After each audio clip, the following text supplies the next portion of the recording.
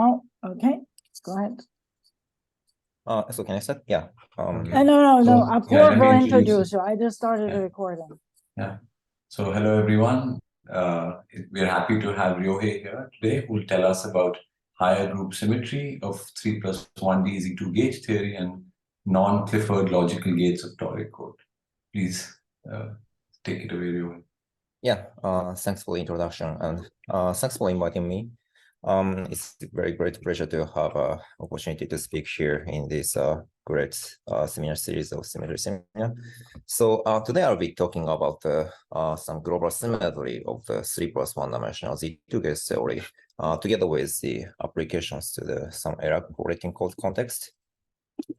So first of all, I like to thank for my collaborators with Mason Bakishri in the University of Maryland, and also Paul Sheng in UCLA, and also Guanyu Zhu with quantum information theories in IBM Quantum. And the most of my talk will be based on the most recent work of mine with Mason and Paul Sheng, which I posted on November. And some of the content my talk might have an overlap with the one with Guanyu that I posted on October. So since I'm from the condensed matter, I like to start my slide with the introduction, very brief introduction to the topological order states, which is a gapped phases of matter. There is a ground state degeneracy where the degeneracy number of the ground states depend on the topology of the space, and this kind of degeneracy cannot be explained by a standard symmetry breaking of the ordinary zero-form global symmetry. And hence, there's no local operator, local order parameter which can distinguish the vacuum. And this kind of the ground state property of the topological order states can be effectively described by the non-invertible topological quantum field theory, including for example, the Chern-Simons theory for the fractional quantum Hall states. In my talk, I'll be mostly interested in the 3+1 dimension, 3+1 space-time dimensions, where there are quasi-particle excitations or quasi-loop excitations. And basically excitations are regarded as some termination of the topological line operators or topological surface operators. So in the case of the particle excitations, this is basically some termination of the topological line operators, which is a particle at the end of the Wilson lines, or like a loop-like excitation can also be regarded as some boundary of the topological surface operator. And in general, 3+1 dimensional topological quantum field theory is known to be described by a version of the finite case theory. Like here, by finite case theory, I mean starting with some invertible topological field theory with zero-form symmetry, and then gauge the zero-form symmetry of the invertible phases. Then we can obtain the generic 3+1 dimension DKFT. And in here, starting the invertible topological theory at the starting point can be fermionic. Then zero-form symmetry can include the fermion parity, and we are thinking of gauging the whole zero-form symmetry, including fermion parity. And then, so in my talk, I'll be interested in the symmetry of the topological order states. And let me just mention one possible motivation to study the symmetry of the topological phases from the viewpoint of the quantum error correcting course, in a quantum information context. I go back to this point later in my talk, but here, let me just briefly outline the rough idea.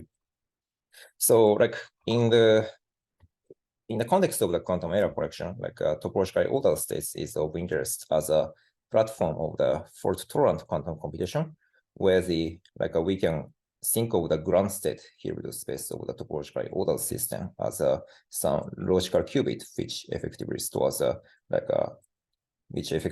qubits, and on which we can perform some quantum computation.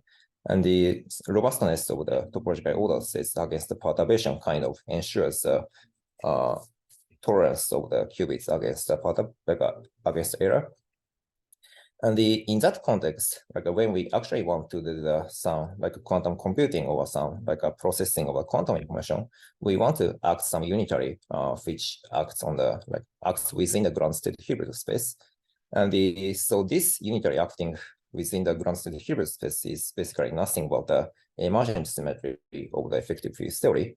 So, and in the context of the quantum information, like this unitary is referred to as a logical gate, which is necessary for the processing of the quantum information. So basically we can make the correspondence between the logical gate and the emergent symmetry of the theory.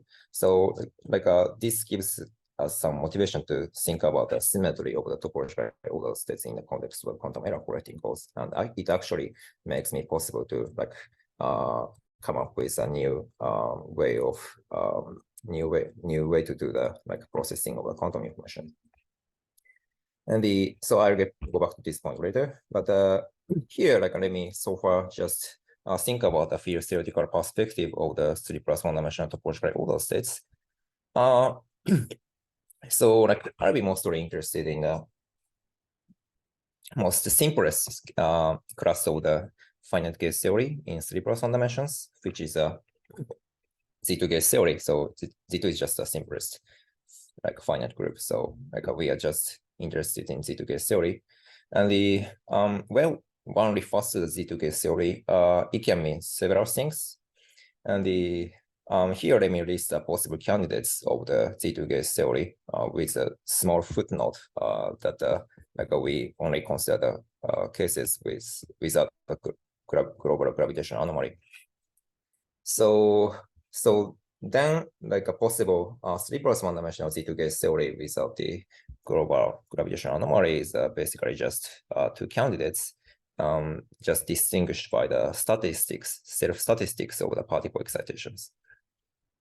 And one candidate is where the electric particle is a boson, which is just a vanilla Z2 gauge theory, just a Z2 gauge theory expressed by Z2 quotient and Z2 quotient. And also, we can also make a variant, take the variant of the Z2 gauge theory where the electric particle is a fermion. In that case, by integrating of this B field and the equation motion, A says dA equals to W2. And this equation basically makes the Wilson line to be a fermion. And we can also take this equation as some trivialization of the second Stephen class, which is nothing but the spin structure. So this A is thought to be specifying a spin structure of the space-time. And the A is dynamical. So this theory is basically regarded as some dynamical spin structure, dynamical summation of the spin structure. So this is a Z2 gauge theory with a fermionic particle achieved by a coupling theory with the second Stephen class of the spacetime. And I just want to mention that each of the Z2 gauge theories corresponds to some neat stabilizer Hamiltonian model. So this just a vanilla Z2 gauge theory with a bosonic particle is a well-known Z2 toric code with the start term and bracket term, where the start term basically implements a Gauss law for the Z2 lattice gauge field, and the second term for the bracket term basically enforces a flat Z2 gauge fields.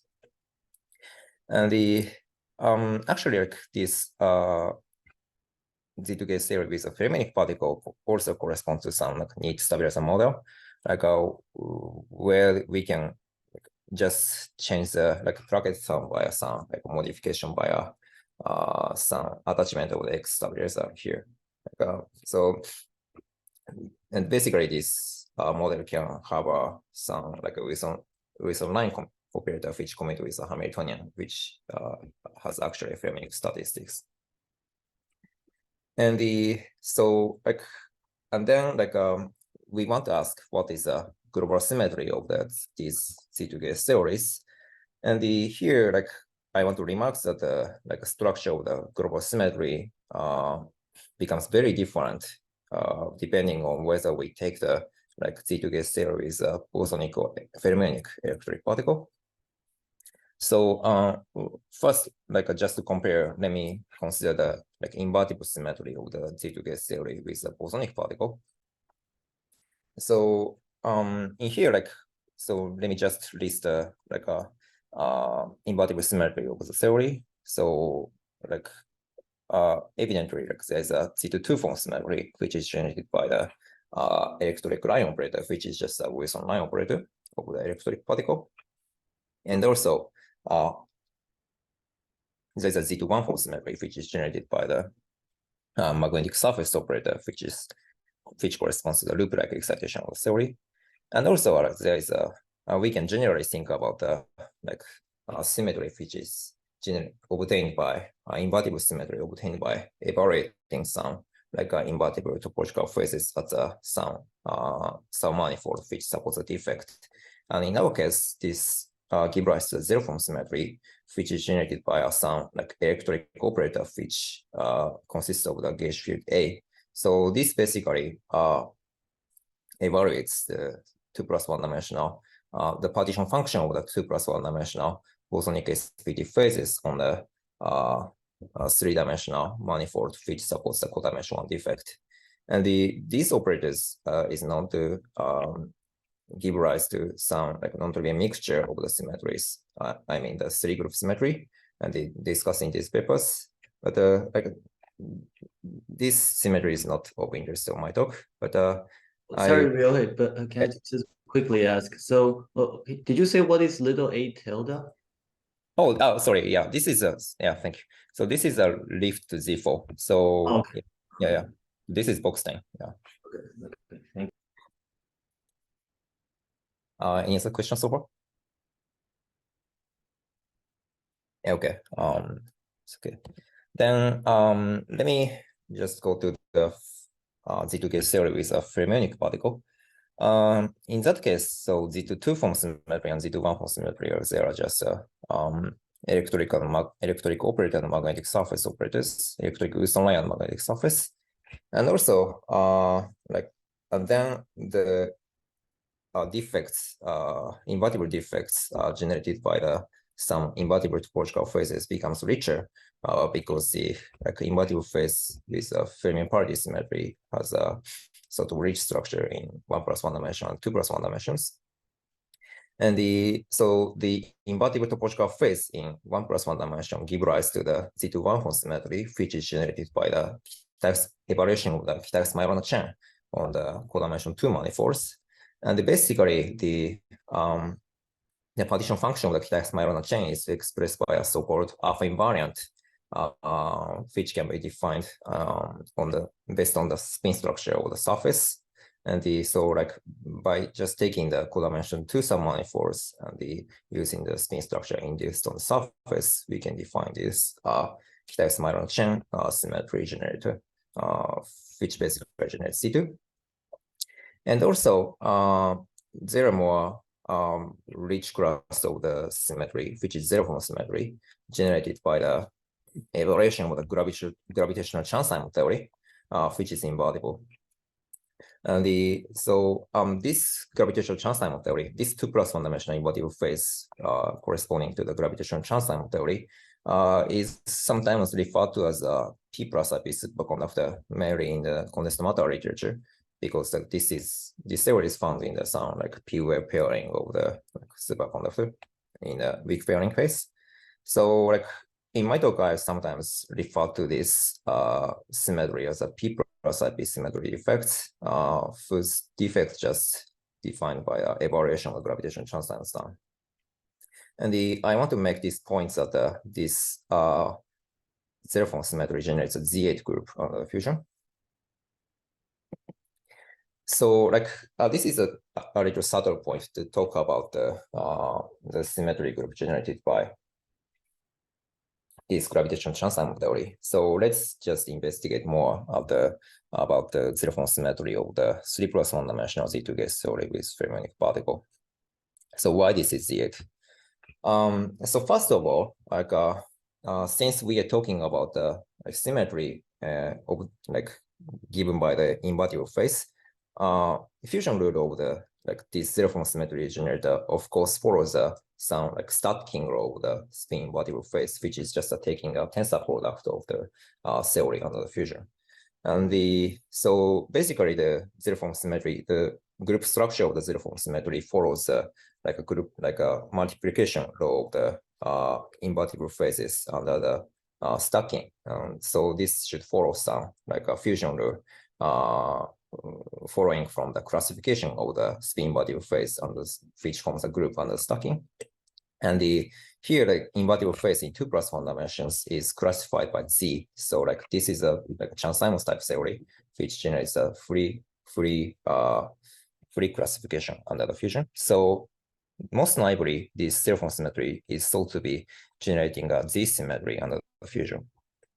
But I want to emphasize that some of this Z symmetry doesn't act faithfully on the Hilbert space, so should not be referred to as a non-trivial symmetry generator. And there is actually some reduction from Z to some finite group about the zero-form symmetry of this Z2K theory. So in order to see this reduction, one thing to notice is that there's a reduction from Z to Z16. So this is due to the well-known fact that if you take the 16 copies of the gravitational Chern-Simons theory, P plus IP superconductors, it defines some phase, some invertible phase, which does not depend on the spin structure, which is completely bosonic. And so this 16 copies of P plus IP superconductor basically defines a so-called bosonic E8 phase, which is an even level E8 to level 1 Chern-Simons theory. So this 16 originates from the so-called 16-fold wave from Kita. So this fact basically means that if you take 16 copies of the this zero-form symmetry defect, this defect does not depend on the spin structure at all. So this is decoupled from the Z2K field, which specify the dynamical spin structure. So 16 copies is just a trivial operator acting on the Hilbert space. So there's a reduction from Z to Z16. But a little more subtle non-trivial point is that there's a further reduction from Z16 to Z8.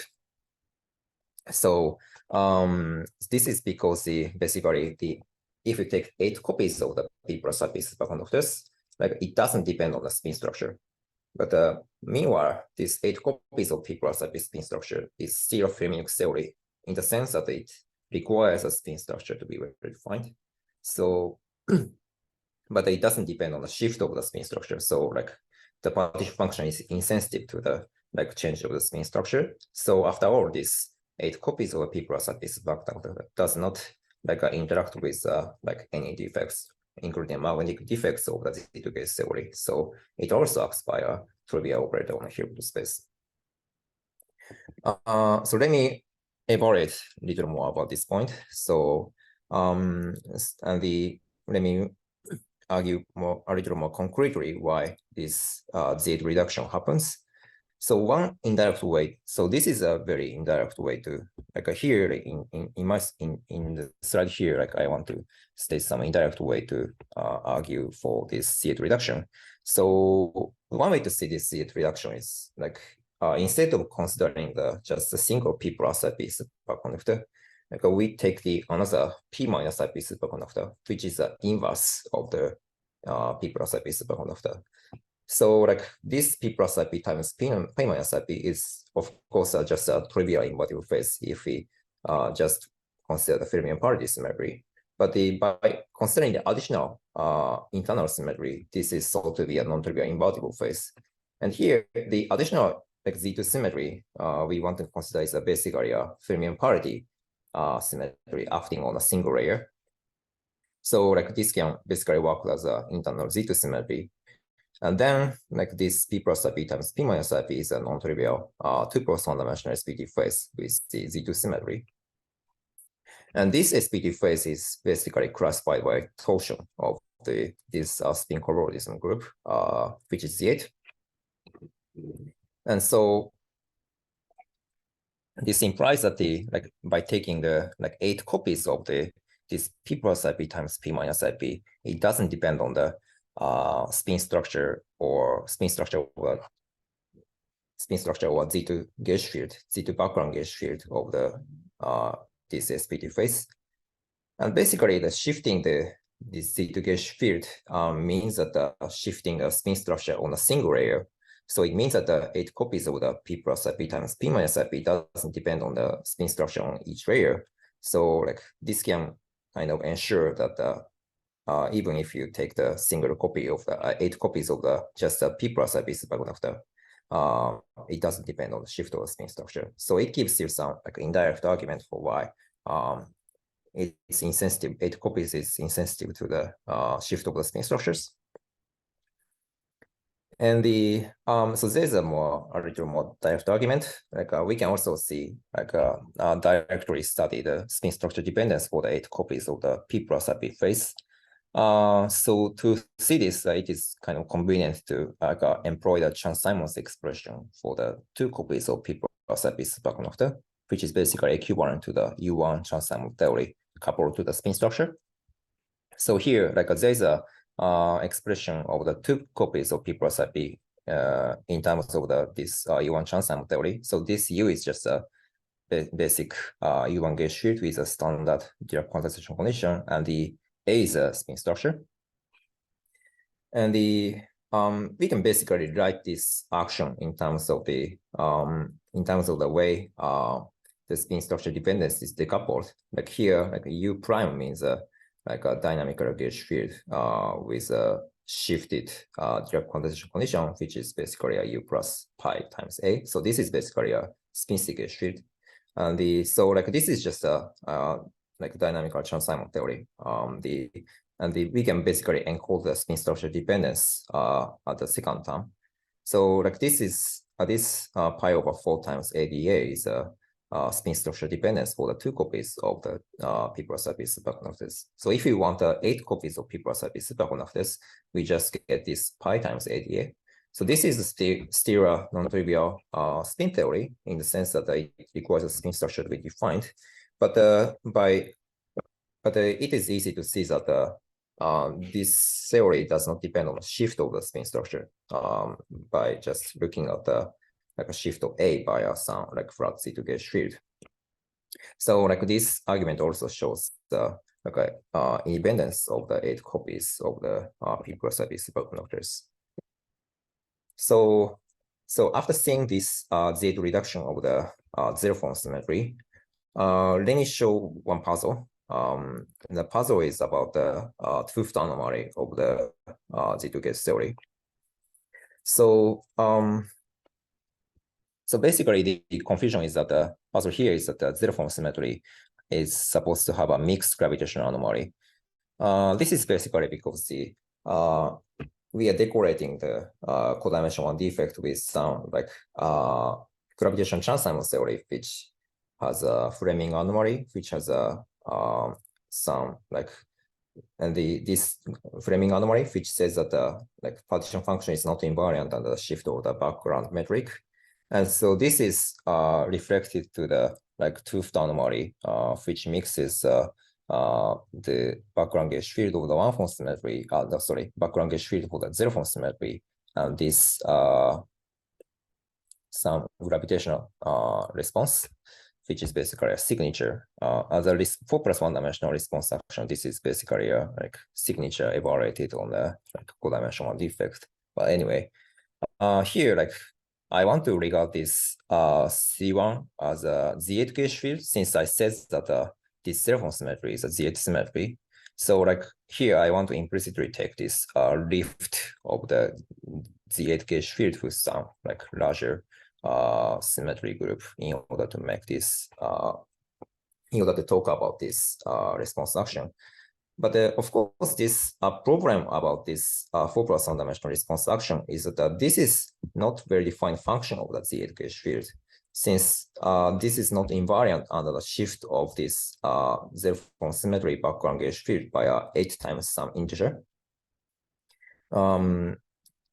Because of this 2 pi over 16. So like this will be very defined function if we can take this C1 as a Z16 gauge field instead of the Z8 gauge field. So like it seems that there's some problem about the like a mixed anomaly of this like a theory. But the solution for this is we can further turn on the background gauge field for the two-form symmetry, which is generated by the Wilson line operators. So like since we are considering the Z2 gauge theory with a fermionic particle, this two-form symmetry has some tooth anomaly, which is basically corresponds to the framing anomaly of the Wilson line, which is a W2 cup C3. And by turning on this background gauge field for the two-form symmetry, we can make this theory invariant under the gauge transformation, which is so associated with the like a shift of the C1 by 8 times integer. We can also decorate this shift this two-form background gauge field by some like lambda 1 cup W2. But this is possible basically because we have the signature term for the like contracting class is basically regarded as some W2 square module 2. So like we can basically write a W2 square in here and then like plug in the 8 times lambda 1 here, and then like we can kind of like regard the gauge variance of the first term by like shift of the second term. So by this procedure, the anomaly of the Z8 symmetry becomes well defined. But the sacrifice with that, like we are now taking the some non-trivial mixture with the two-form symmetry because associated with the gauge transformation of the like zero-form gauge field, like we are also forced to do the gauge transformation of the two-form symmetry. So this is a symptom of the non-trivial three-group structure of the T2 gauge theory. So like by this consideration, like we are supposed to have some non-trivial mixture of the global symmetries. And so now we want to start talking about the mixture of the 0, 1, 1 and 2 form symmetry of this Z2 gauge theory. So let's try to study the whole algebraic structure of the invertible symmetries. First of all, this zero form symmetry generated by this P plus B superconductor induces the permutation, automorphism of the one form symmetry generators, which is basically permutes the magnetic surface operator by attaching some another one form symmetry generator, which is the evaluation of the Kita-X-Majorana chain on the codimension 2 defects. And so so this induces some non-trivial permutation of the one form symmetry generators. So this can be basically seen by facts that like if you take the intersection between the magnetic flux and this P plus IP domain wall, it bounds some Majorana zero mode, which is regarded as a termination of the 1 plus 1 dimensional spin invertible phase, which is a Kita-X-Majorana chain. So like it basically induces some permutation from the magnetic flux to the magnetic flux times Kita-X-Majorana chain. And this can be also seen from a more formal argument using the Majorana fermion. So like suppose that we take the 2 plus 1 dimensional Majorana fermion with the negative mass, which is basically a P plus B superconductor. And then like we can compactify this theory in the presence of a magnetic flux. And here, like magnetic flux basically ensures us to like take the periodic boundary condition for the spin structure in the compactifying direction. And by compactifying this theory, like this periodic boundary condition basically ensures that the fermion field does not depending on this wrapping compactifying direction. So like after all, we can basically take the compactified theory as a 1 plus 1 dimensional Majorana fermion with a negative mass, which is basically a Kita-X-Majorana chain. So this argument basically shows the like there's a permutation of the one form symmetry generators in the Z2 gauge theory. And like let me also briefly mention that this like this Majorana zero presence of Majorana zero mode implies that the total symmetric structure must be non-invertible. basically because this sigma, this minus zero mode, it behaves as a some like sigma particle of the Ising TKFT supported at this P plus IP domain wall. So this fusion rule, so this has a like well-known non-invertible fusion rule, and this implies that, for example, like the intersection between the magnetic flux and the P plus IP domain wall can observe a fermionic particle due to this sigma times psi equals sigma. And also there is some sort of the non-trivial associator, like which if you take the fusion of the two pair of magnetic fluxes on the P plus IP domain wall, there's a non-trivial fusion rule ending up with the some like 1 plus psi of the domain wall. So this is a non-invertible fusion rule of the whole symmetry structures. But in my talk, from now on, let me just be interested in the like invertible subgroup of the whole structure of the symmetries. So like so let's say we're considering the Z4 subgroup of the Z4 zero form symmetry. So Z4 subgroup of the Z8 zero form symmetry. So this Z8 is like a symmetry generated by the P plus IP superconductor. So this Z4 subgroup is generated by two copies of the P plus IP superconductor. So, so if you consider this subgroup symmetry, it turns out that this Z4 zero form symmetry, together with the 1 form 2 form symmetry, it forms the three group structure of the invertible symmetry of the and let me mention this point. So here, like so let me just express the background gauge field as follows. So like suppose that the Z4 gauge field is expressed by a background gauge field C1, and then B2, C2, C3 are 1 form 2 form C2 gauge 1 form 2 form symmetry background gauge field. And then like we can basically write down the three group equation, which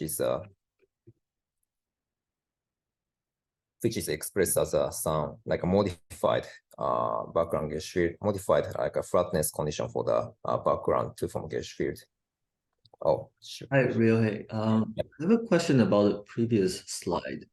Sure. Yeah. So, will you consider the entire Z8? Right. You say it's non-invertible, but yeah, like in the sense, yeah. You say the three group is the three group structure is non-invertible, but the symmetry group at each form degree is still a Zn, right? Right. But well, I think it sometimes happens that like even if the like individual p-form symmetry is invertible, the whole structure that consists of can be some non-trivial non-invertible symmetry, and this is one example for this. Yeah, can you elaborate a little bit more on that? So in what sense is non-invertible? Is it just because that fusion rule involve more than one channel when you have multiple defects? This figure. Yeah, basically, like well, like I just mean like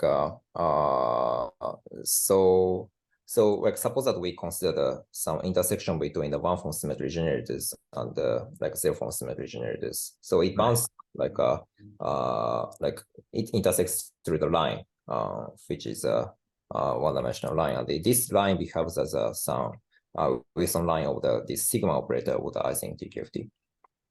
And this like sigma like basically has a non-invertible nature. Like for example, like if you like take the like a fermionic particle from externally, like this fermionic particle can terminate at the intersection between the 0 form and 1 form symmetry generator. So like yeah, this is one signature of the non-invertible fusion rule. Yeah. Is this like a non-invertible symmetry fractionalization? So that on that black wall, you basically fractionalize to the Ising. All these other things are like Z8 or something, but then on that, is this how we should think about it? Yeah, basically this is because this like this P plus IP symmetry like corresponds to like as you say, like this is non-abelian topological order. Like this is like basically a decoration of the non-invertible Ising TKFT on this like a domain wall. So yeah, because of that, this magnetic flux bound at this codimension 1 defect becomes a non-invertible fusion rule. But on the other hand, if I'm very narrow-minded and only do parallel fusion between operators of the same dimensionality, I won't be able to see the non-invertibility. Is that right? So like, what's the process do you have in mind? For instance, if I just take a pair of this codimension 1 topological operators and fuse them parallelly, no intersection, but just fuse them parallelly, then I guess I would just see some Z8 or Z2, etc. Right. Well, I'm not sure if we are considering the going if I consider the magnetic process going through this picture. I'm not sure. In that case, I guess the fusion of the a sigma times sigma equals to 1 plus psi appears. Sure. Yeah, but I was just asking in the absence of any additional intersection. Yeah, in the absence of any additional defects. Yeah, you're right. Yeah. Okay, thank you. Yeah, thanks for the question. Any other question about the talk so far? Okay, thanks. So here, I'm in my slide here, I'm just interested in the invertible structure, invertible subgroup structure of the that is formed by invertible subgroup symmetry or Z4 subgroup or Z8 symmetry. And then it turns out that whole structure is just three group characterized by the Postonikov class, H4 obstruction class, which is this right hand side of this equation. So let me just try to explain briefly about the how the three group looks like. So the first one, shaded by this blue shade, this basically implies some non-trivial mixture between the one-form symmetry and two-form symmetries. So this C2 is a symmetry, one-form symmetry generated by the Kitaev chain, and this three-group symmetry is not actually new. So this is known in 2017, I think. This is discussed in, for example, a paper by Anton and Ryan. And also, in condensed matter literature, it is some sort of a well-known equation, in the context of the classification of the Fermionic SPD phase in 3+1 dimensions. So this is not new, I think. But this three group involving the zero form symmetry is new. This C1 is a background gauge field for the zero form symmetry, and this C1 tilde means some lift to the Z8 group in order to talk about the lift to the Z group in order to talk about this Box-Stein homomorphism. And so let me here just briefly mention how to interpret this three group equation. So basically, this three group equation can be derived by coupling the theory with background gauge fields. Then studying the gauge transformation and shifting the spin structure by some coboundary or 2 times something.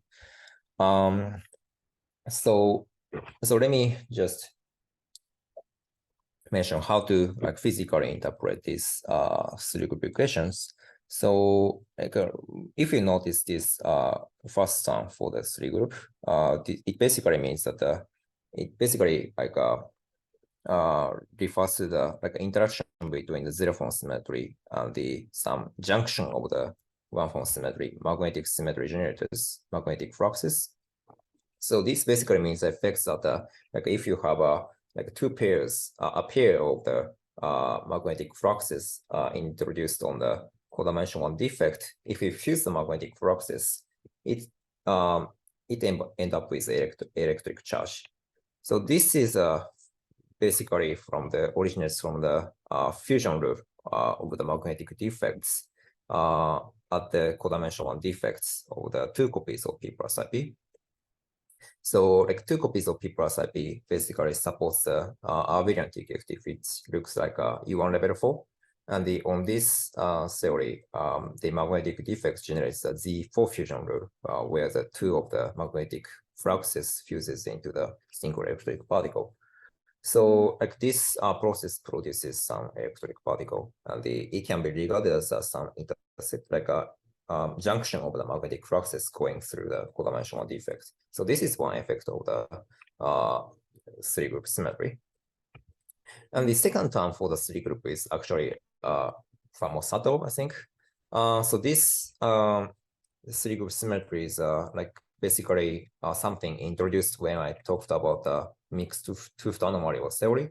So basically in that discussion, we saw that like in order to make sense of the gravitational anomaly as an action of the Z8 gauge field, we need to like do the additional gauge transformation of the like a two-form background gauge field to make the anomaly very defined.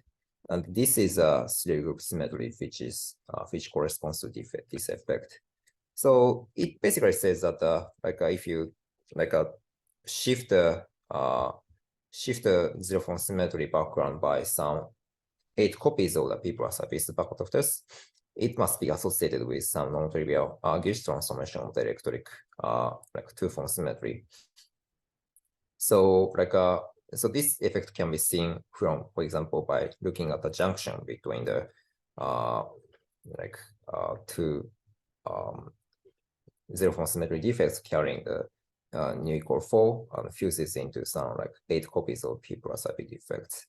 And then like this three-group symmetry basically says that here, like on the junction, there's a jump of the background gauge field from the 4 to by 8. So it must be associated with a non-trivial gauge transformation of two-form symmetry, which turns on the electric particle. And so this is the second effect, second more subtle effect for the three-group symmetry we talk about here.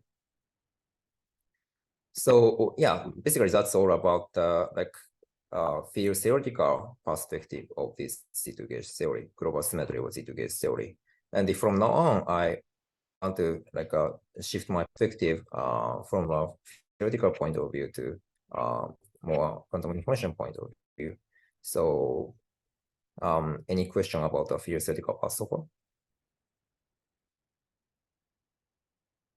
Okay, then like I go to the explanation of the error correction part of the symmetry of the Z2 gauge theory. So as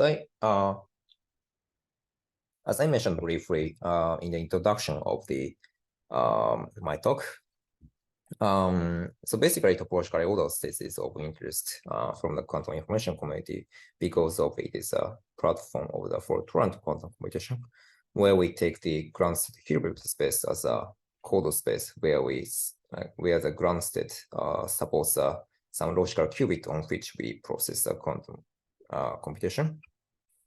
And in that setup, the emergent symmetry of the theory basically corresponds to the logical gates of the quantum code, which is basically a unitary that preserves the code Hilbert space of the gauge theory. And for example, if you consider Z2 toric code, this is in 2+1 dimensions. This is basically a 2+1 dimensional Z2 gauge theory, and it has a zero-form Z2 symmetry, which exchanges the electric and magnetic particle of the Z2 gauge theory.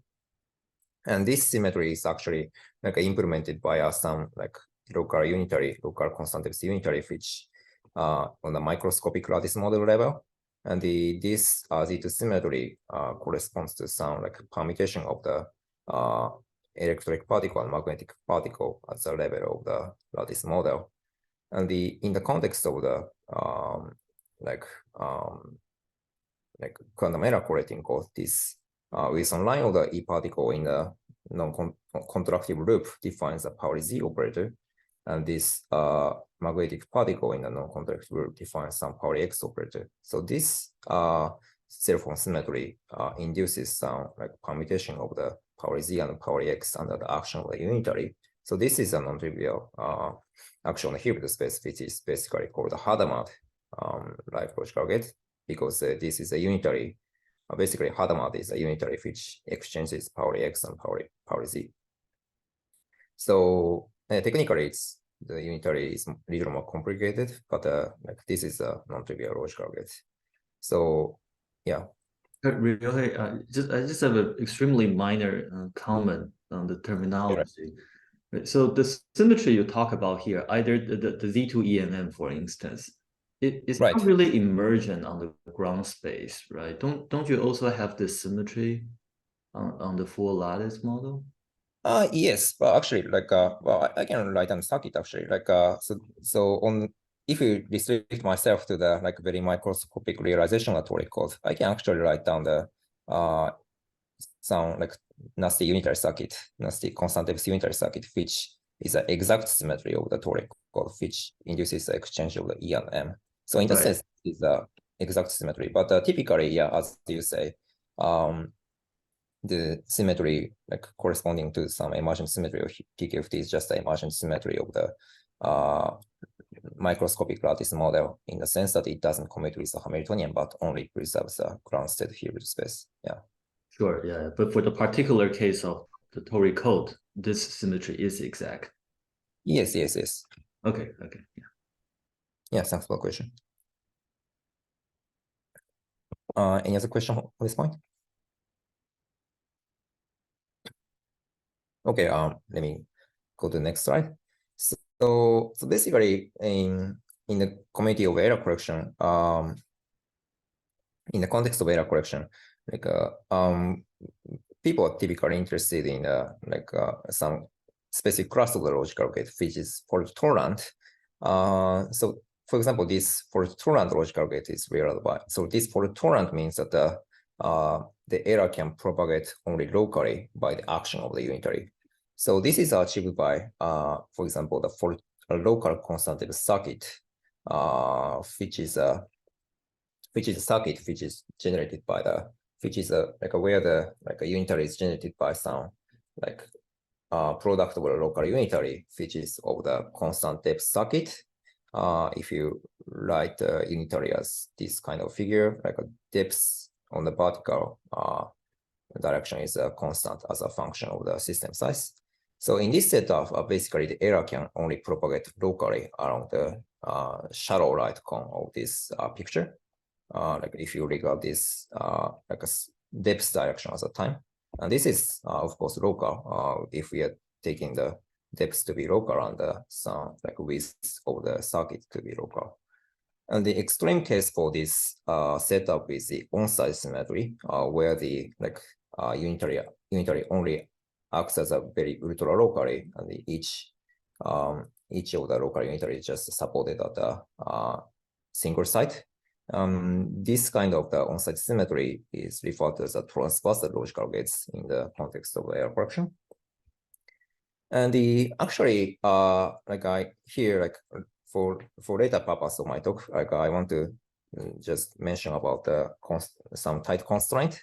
There's a constraint that if you consider the local constant circuit, which is supported at the 2 dimensions, it can only implement the some very restricted class of the logical gate, which is so-called a Clifford gate. This is known by Bravik-Koenig. This Clifford basically means that some unitary which acts on a Pauli to send Pauli to Pauli. So this Clifford is meant to like some unitary meant to be some unitary preserving the Pauli group. And this is valid for any local stabilizer course. And there's also some constraints that the Clifford gate, if you only have a Clifford gate as a allowed unitary operation which can act on the ground state subspace, this can never do the universal quantum computation. So like in order to do the universal quantum computation, like people want to realize fault tolerant non-Clifford gates, which is outside of this Clifford gate. This is necessary for the achieving some universal quantum computation. And actually, like it is known that if you have some full set of the Clifford gates with some single non-Clifford gates, we can achieve the universal quantum computation. So like eventually, like given that this Bravik-Kronich band, which says that the local circuit in 2 dimensions can only do the Clifford gates, I want to go to the 3 dimensions to achieve the non-Clifford for torrent logical gates. And the example is known for example, the Z2 cube toric code in 3+1 dimensions. So this is basically like a Z2 cube gate theory in 3+1 dimensions. And there's a zero-form symmetry, which is obtained by evaluating the 2+1 dimensional SPT phase, bosonic SPT phase of the Z2 cube symmetry. And this zero-form symmetry turns out to define some non-Clifford CCZ gate in control Z gate in the Z2 cube gate theory. And this is known by Benny Yoshida in 2015 or 16 or so. And from this quantum information context, the main result we have is that this P plus type is zero-form symmetry, ZH symmetry we have talked about can perform the various set of the non-Clifford logical gates of the 3+1 dimensional Z2 gate theory in the presence of the fermionic particle. So in order to explain this result, let me consider the Hilbert space on a generic oriented 3-dimensional manifold. So this is just a Hilbert space of the Z2 gate theory of the generic 3-dimensional closed manifold, oriented 3 manifold. And in that case, the Hilbert space just corresponds to the n set of the logical qubits, corresponds to the n qubits.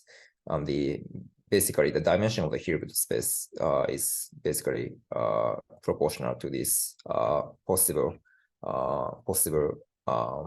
configuration of the Barkhouse gauge dynamical gauge field up to some gauge transformations. So this is labeled by basically a fast cohomology. And in that context, like there are, we can consider the magnetic surface operator or electric line operator supported at this 3-dimensional space manifold.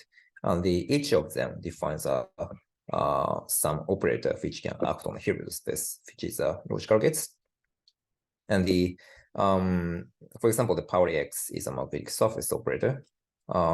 Each of them is supported as some like surface embedded in the this 3 manifold M3. And also Pauli Z is an electric Wilson line operator supported as some loop. And so in order to be consistent with my notation about the n qubits, I want to declare that this loop is chosen to be some good intersection pairing under this surface and loop, so that like this X and Z for the J copies of the qubits satisfy the algebra of the Pauli operators, because the commutation relation of the magnetic surface and electric line is determined by the intersection pairing of the this surface and loops. And so like there are n qubits with where H Pauli operators realized by magnetic surface and electric Wilson line. And based on this terminology, I can write down the logical gates implemented by the other one-format zero-form symmetry generators. So like a derivation for this is technical, but let me just try to show the result. So detail is not that important, but here, like this is a Kitaev-Chen operator, like a Kitaev-Chen one-form symmetry generated by the evaluation of the Kitaev-Smilron chain on the dimension 2 defects. So this is known to, this can be shown to like generate some like a various set of the Clifford gates, which is like basically control Z or S. S is some like diagonal matrix, 2x2 matrix acting on a single qubit, which is a diagonal over 1I. And also, like more interestingly, if we consider the zero-form symmetry generated by the P plus IB superconductor, we can do the non-Clifford logical gates, which is a CCZ, control Z, which is a combination of the control Z and the control of S and also T. And T is some like a diagonal matrix with the like 1 and the some like S root of unity. And we can basically show that this, like if you take eighth power of this unitary U, like we can show that this U actually acts by some eighth power of U actually acts by some like trivial operator on a Hilbert space. So like this is indeed a ZH symmetry, as seen from this explicit expression on the Hilbert space. Sorry, can you say again what are sigma j's and what is this integral? Yeah. Some Okay, triple intersection number? Yes, sure. So first of all, we introduce some like a surface large sigma, like to define the magnetic surface operator power x. And for like given large sigma, we can define this sigma, okay. which is a Poincare dual, which defines a one cocycle invariant in Z2. And then like this integral means that just like a type 3 or type 2 or type 1 cocycle, just a 3 cocycle given by like sigma J cup sigma K cup sigma L, and you evaluate it on the closed 3 manifolds. Yeah, then so this gives you basically a questions about how to like take product of this like a CZ or S or anything. Yeah. And the other question I have is this U operator is a unitary operator. However, as you emphasized before, there is something non-invertible about the Z8.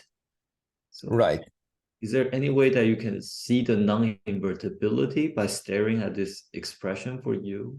Oh, that's a little hard question. Like so far, like we are just considering the insertion, like putting the like just a closed symmetry operator embedded in this. So by just seeing the commutation relation between these groups, we are never looking at the fusion directly. So actually, like if you take the like for example commutation relation between like a one form symmetry and zero form symmetry, one form symmetry and the zero form symmetry, like we can actually see that this U indeed induces a like permutation of the one form symmetries, and the like by like in the previous discussion, like this non-trivial permutation of the one form symmetry can basically make the whole structure of the symmetry non-invertible, because the like if you take the explicit intersection between the one form symmetry and zero form symmetry generator, it bounds down non-trivial like a non-invertible object. But so yeah, like by just looking at the commutation relation of the operators, I can only see this kind of the like commutation relation between the invertible fusion rule. But well, like hopefully this commutation relation can like indirectly imply this non-invertible nature, but I'm not actually sure. Like here, like I didn't introduce any termination of the one-hot symmetry generator, which can make the non-trivial, non-invertible stuff. Yeah. Okay. So yeah. Thank you. Yeah, no problem. Yeah, thanks. Related question. Is this, how do I see that this U is local? Yeah, you can be. Yes, you can be implemented by some quasi-local unitary operation. I guess hopefully I can explain later. But so this is basically some like can be achieved by some pumping of the P plus surface backconductors.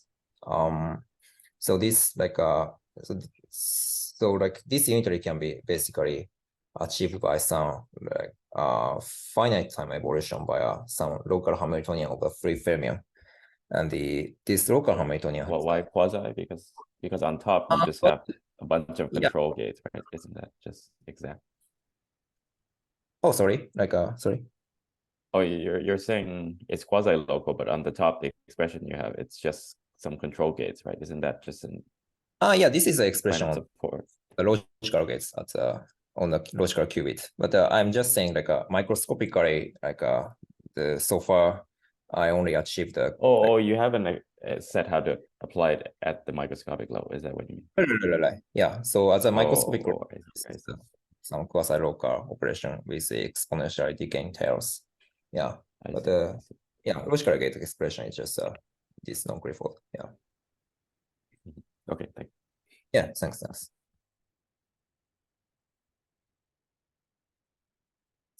So, like, any other questions so far? I have a related question. is there a lattice realization of these P plus IP and R operators on the 3D toric code? Yeah, well, hopefully I from the following slide I explaining the maybe I guess I'm kind of excessing time. Is that okay? Yeah, I can explain the lattice realization in maybe 10 minutes or so. Is that okay? Yeah. I explain. Yeah. Yeah, both of them has some lattice realization. Yeah. Thanks for the question.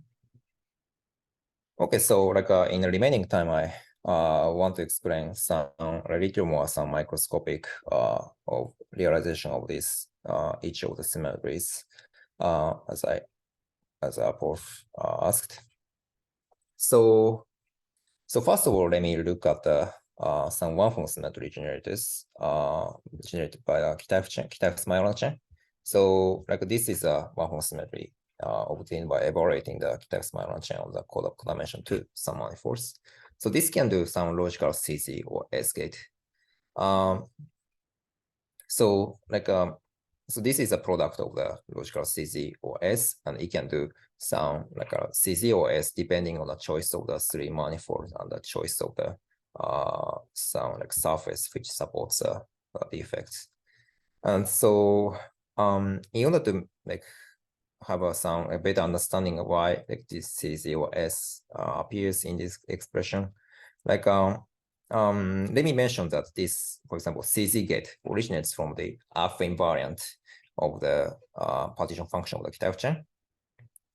So this alpha invariant is a partition function of the Kitaev chain on the surface, and so basically if you insert the Kitaev chain operator at the codimension to some surface embedded in a 3-dimensional space, so this operator basically evaluates the alpha invariant of some spin structure, and here a spin structure basically just corresponds to the configuration of the Z2 gauge field, since we are considering the Z2 gauge theory as some dynamical spin structure. So and then for example, basically the holonomy of the Z2 gauge field along the torus can be identified as some Pauli Z operator, which is a Wilson line of the Z2 gauge field. And then alpha invariant says that you assign some minus on phase on the periodic spin structure of the torus, but otherwise you get 1. So this is nothing but a control Z gate, because the spin structure, periodic spin structure basically means a 1 of the Pauli Z operators to a pair of the Pauli Z operators. So this alpha operator gives rise to some control Z operators in the Hilbert space. So that's why we have a control Z. And this S gate is a little more subtle. This originates from when this sigma operator is supported at the sigma surface is supported on a non-orientable surface. In that case, this Kitaev chain operator is obtained by evaluating the so-called Alf-Brown invariant, which is a generalization of the alpha invariant of to the non-orientable setup, which is actually a S-root unity. So this ABK, Alf-Brown invariant, give rise to the very different logical gate compared with just control Z for the orientable setup. And it turns out that this can do the control some S on the logical qubit. And each of them actually has some a microscopic lattice realization. So basically, it turns out that this Kitaev chain operator can be expressed by some local constant depth circuit. So yeah, let me just mention how this looks like here. So this Kitaev chain operator actually also exists in a 2-dimensional toric code, because we can consider the Z2 gauge theory in 2+1D as a gauge spin structure in 2+1D, and we can also define the Kitaev chain operator as a zero-form symmetry over the 2-dimensional system. And then this zero-form symmetry generated by the Kitaev chain has an expression of this like some product of the local unitary operator in the 3 steps. And this is a circuit for the some type of chain operator which can act non-trivial on the Hilbert space. And we can also define the similar logical gates on the 3-dimensional setup. So like it turns out that this logical gate actually has a microscopic realization on the lattice by a constantive circuit. So this is for torrent. And it turns out that in order to, like I said that in order to define some logical S gate, I need to consider some non-orientable manifolds where the Kita-Hussein operator is supported. But we can also define some Kita-Hussein operator on a non-orientable manifold. And it turns out that some sequence of the operator in the non-orientable setup can also do something like S gate. And for example, like we can define some like constantive circuit on the Z2 toric code with a single cross cap which introduces a non-orientable manifold, non-orientable surface, and we can define this kind of the new for current logical gates, which is different from a CZ. And this can be found in the quantum information paper, which I wrote with Guanyu in October. And also, like then next, let me also mention the realization of some microscopics of these telephone symmetries. So first of all, this introduces some, like as I mentioned earlier, this telephone symmetry induces some permutation of the one-home symmetry generators. This can be seen explicitly at the level of these operators. Like for example, if you conjugate this magnetic surface operator by which is one-home symmetry by this telephone unitary, you get the Kita-Hussein operator after all. So like this implies that if you act like a zero-home symmetry on the magnetic surface operator, you get some non-trivial as a Kita-Hussein operator. So you get some Kita-Hussein one-home symmetry operator attached to it. So this means a non-trivial permutation action on the one-home symmetry generators. And let me briefly mention that this very non-Clifford logical gates kind of originates from the higher group structure of the Z4 symmetry. So basically, in the figure theoretical part of my talk, we have seen that there is a mixture between the one form and zero form and two form symmetries, which is a co-boundary or two form symmetry must be some a function of the magnetic one form and some zero form symmetry. So this kind of non-trivial mixture involving the global symmetry leads to the non-trivial commutation relation among the generator of the one form symmetry and two form symmetry and zero form symmetries. And so this can be seen in this kind of form. So this equation basically means that if you conjugate the magnetic surface operator with the supported at a non-orientable manifold, here sigma is a non-orientable manifold, and then if you conjugate this operator by some two copies of P plus IP superconductor, you get some Pauli operator. So this is a non-trivial mixture among the one form symmetry and zero form symmetry and one form symmetry and two form symmetry, which originates from this three-group equation. And it implies that so this U square is some Clifford unitary which sends a Pauli to Pauli, and so this implies that some U square gives a Clifford gate, some CZ or S actually, and then this single P plus IP. This U square is two copies of P plus IP, but it means that a single U gives rise to some non-Clifford control S or T gate. Okay, very naive question. So this notation is meant to denote a commutator or a conjugation action? Commutator, this is commutator. This basically means UX, U dagger, X dagger.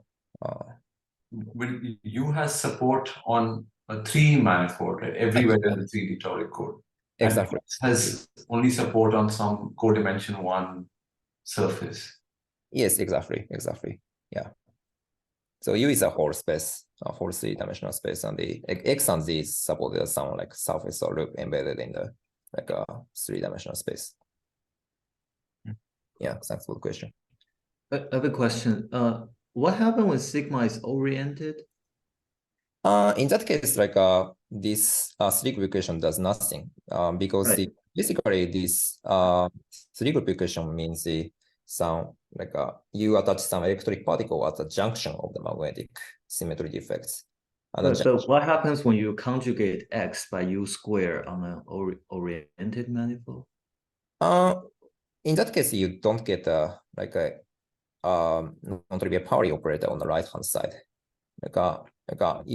Because this implies that so this effect originates from that like you attach the electric particle, electric Wilson-line operator at the junction of the magnetic symmetry defects, and the junction is basically a orientation reversing defects of the magnetic symmetry operator. So the thing you get is not anything nice on an oriented manifold. Yes. So because there's a let's see. Well, yeah. Like if you take the U square, like you can see like well, like CCC square is just nothing, and this is basically a control Z. This is basically a S. But like so basically like first term just disappears if you take square, and the only second and third term survives. And the second and third term basically yeah, so the second and third term basically requires me to have a non-trivial commutator if and only if the magnetic surface is non-orientable. So yeah, you get nothing if you just take the X to be oriented manifold. Yeah. So what do you mean by nothing? You mean it leaves X invariant by conjugation?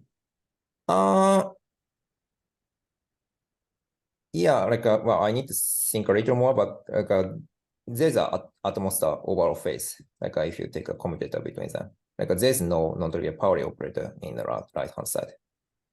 Okay. Yeah, if you take the oriented manifold as a X as a support of X. So in order to get a non-trivial Pauli operator on the right hand side, or Z operator on the right hand side, you need to get a non-orientable X operator. Yeah.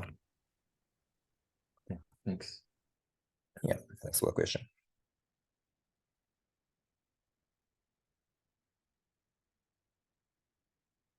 Yeah, so any other questions so far?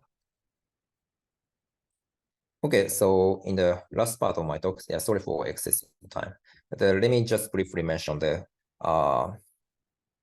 microscopic realization of the P plus IP logical gates at the level of this model. So so as we mentioned very briefly when not asked question, so like this P plus IP operator has a microscopic realization basically by pumping a P plus IP superconductors through the three-dimensional space.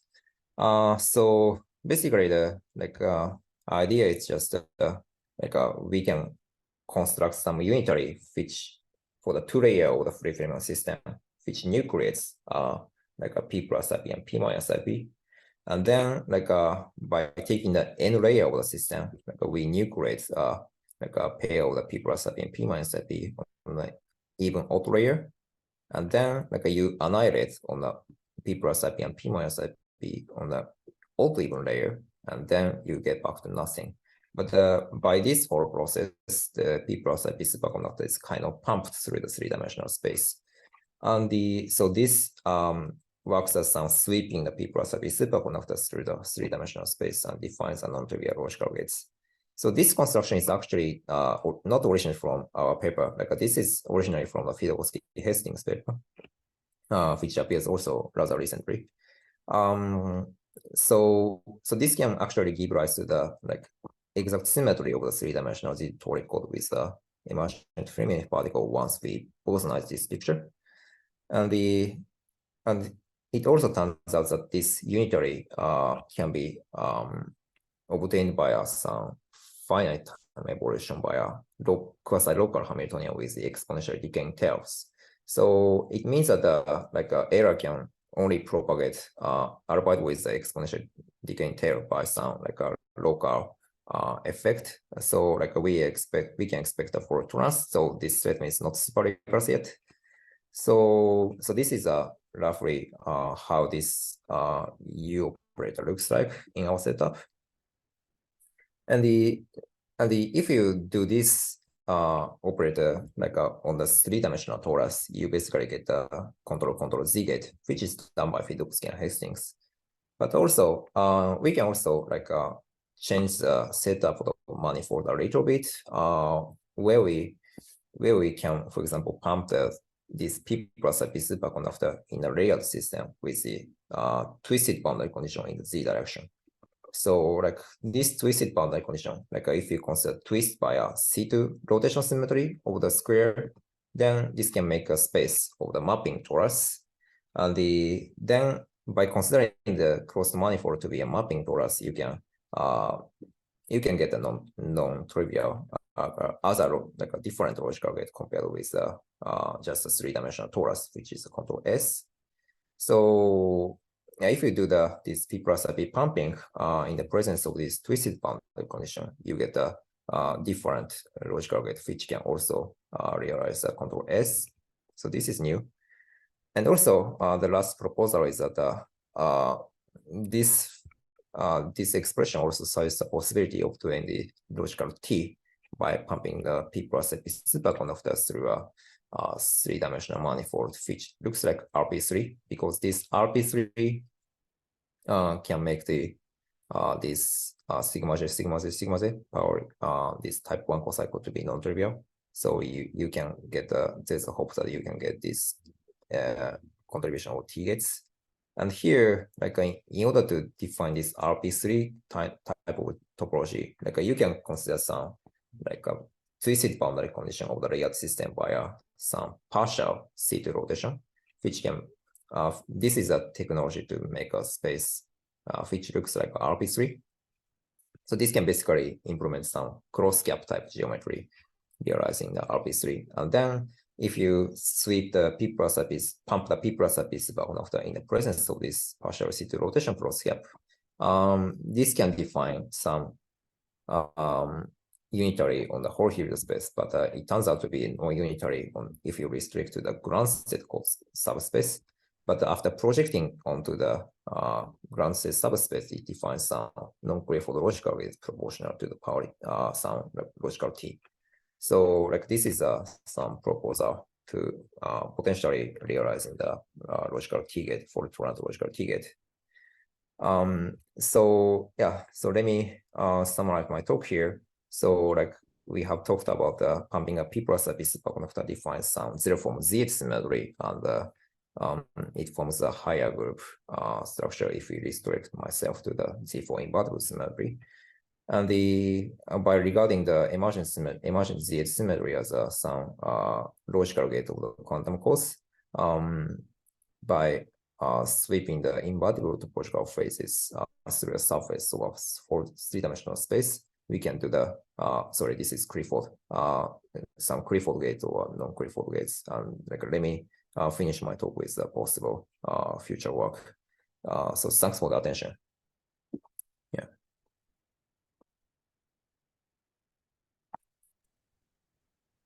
Thanks, Ryohei. Yeah. So if there are some questions, please unmute yourself and ask directly. Hi, Ryohei. Yeah. I was wondering, you mentioned this that this whole symmetry is non-invertible, but I guess we sort of know that there are other non-invertible symmetries in the Torah code. So is there a sense in which this one is a special set of non-invertible symmetry? Yeah, like here, like in my talk, I just restrict myself to the just invertible P-form symmetry, but the whole structure is not invertible. But well, like in this specific setup of the Z2 toric calling 3+1D, what is with the fermionic particle? What's a non-invertible symmetry you have in mind? Like I can't think of the. I guess just take any SET.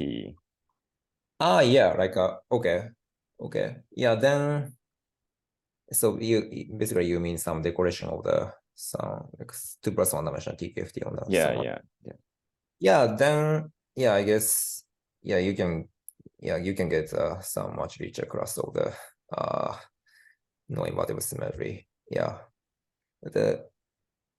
Maybe it's a more philosophical question. I'm just wondering, in what sense is this one more special, or should there be a well, like so far like I was just interested in some invertible subgroup of the like a whole like a P-form symmetry, like some codimensional one symmetry effects. This has a direct applications to the logical gates, right? Like, but I'm not sure like what's how I understand this kind of non-invertible symmetry as some in the context of the error correction. So like so far I just restrict myself to the invertible symmetry group. So sorry for not directing answer your question. No.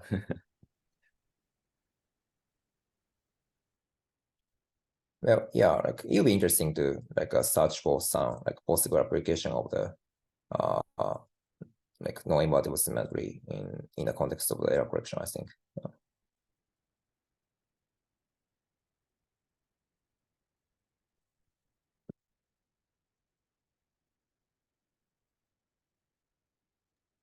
Sorry. So going back to the slide where you have this U acting on, X give you the W. So on an oriented surface, what happened if you conjugate W by U? Does it give back X? You basically asking just you conjugate you basically take this sigma to be orientable manifold. Right. Well, in that case, I think here let me just plug in the expressions. I'm asking that on an oriented surface, is it true that U just swaps between X and W? Let's see. So yes, so I think so in order to get the non-trivial commutation relation, so the non-trivial commutation relation comes from this second and third term, right? If you take W, the first term vanishes. So the fact is that in order to have a non-trivial second and third term, so I want to have a non-trivial evaluation of this type 2 or type 3 cocycle. And so in order to have this non-trivial logical gate, I need to have a sigma j or sigma k or sigma j here to have some non-orientable in order to have a non-trivial integral of this type 2 or type 3 type 2 or type 1 cocycle, this Poincare dual of sigma j has to be non-orientable. So this is a fact. I have to remember how to show that. But basically, one way to see this might be rewriting this sigma k as some Box-Stein of the sigma k, and the Box-Stein is non-trivial only if we consider the a non-orientable manifold, I think.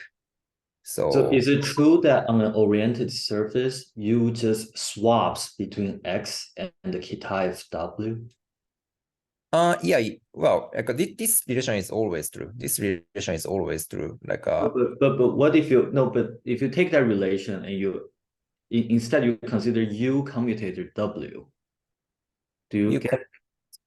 Are you commutated with W? Well, commutator between U and W. Sorry. Yes. What is that? This is just one, because U commute with itself. No, U and W. What is W? Sorry. U and W. Okay. U and W is so U and W is U and W is trivial. So this is just two electric surface operator, same electric operator. So you cannot get a non-trivial commutation relation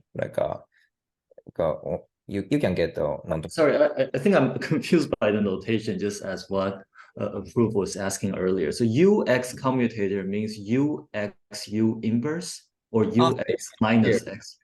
UXU dagger X dagger. So this is a commutator. Sorry, can you say again? I didn't catch the last Group sentence. commutator. Yeah, UXU dagger X dagger. Oh, UXU dagger. Okay, I see.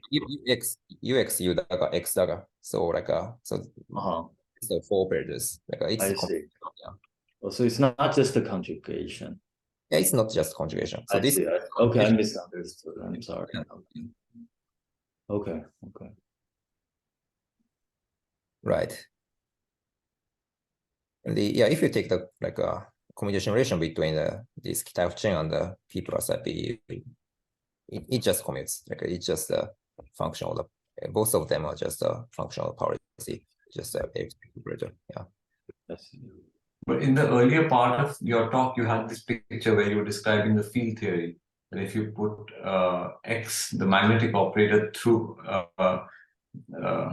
this picture. Which one? Yes. Okay. The magnetic flux and the Kitaev chain get permuted, right, by the action of P plus IP. Right. And I guess the implementation of these operators are U, X, and W. Right. U is the P plus IP, and X and W are the Kitaev and magnetic. Yeah, exactly. So, but this action is not represented by those operators. Right. Wow. So this commutation is like a commutation relation between the a U and X. Which becomes the Kitaev chain operator. So this means a non-trivial permutation of the one-form symmetry generator acted by the zero-form symmetry generator.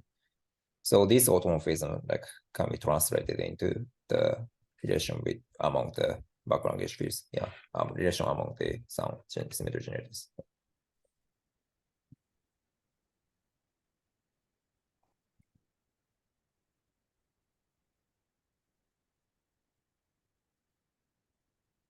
I see. Yeah. So are there any more questions? If not, I guess we can stop the recording.